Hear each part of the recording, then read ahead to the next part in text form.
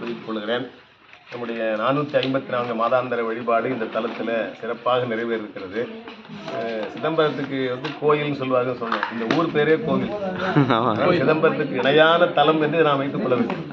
இந்த வைப்பு தலம் என்பது போல இது கோவில்னு வருகிற ஊரே இதுக்கு ஊரா இருக்கு. கோவில் பதாகை. பதாகைன்னா என்ன? வழிகாட்டுன்னு அர்த்தம். எங்கேயாவது வரும்போது பதாகை கட்டியிருந்தா அந்த பக்கம் போகிறதுக்கு வழிகாக கட்டியிருப்பாங்க. அதுபோல் கோவில் பதாகை, கோவிலுக்கு போகிற வழி இது. அப்போ சிதம்பரத்துக்கு இணையாக இருக்கிற தலமாக இதை நாம் கருதி கொள்ளலாம் என்று தெரிவித்துக் கொண்டு அந்த தலத்தில் இந்த வழிபாட்டை செய்திருக்கிறோம். அதுக்கு ஏற்பாடு செய்த நம்முடைய இந்த இடமளித்த நம்முடைய வரங்காவல் மற்றும் இந்த இடத்துல இதை வைத்துக் கொள்ள வேண்டும். அதுக்கான பணிகள் எல்லாம் செய்த நம்முடைய அன்பர் பொன்னுரங்கம் மற்றும் உள்ள அன்பர்களுக்கு எல்லாம் வந்து திறப்பிருக்கலாம் என்னுடைய நன்றியை தெரிவித்துக் கொள்கிறேன். மன்றத்தின் சார்பில் அடுத்த மாதம் 455 மாதாந்திர வழிபாடு செங்குந்த கோட்டம் சொல்லப்படுகின்ற திருவல்லிக்கணில் இருக்கிற கற்பக விநாயகர் சிவசுப்பிரமணிய சுவாமி கோயில்.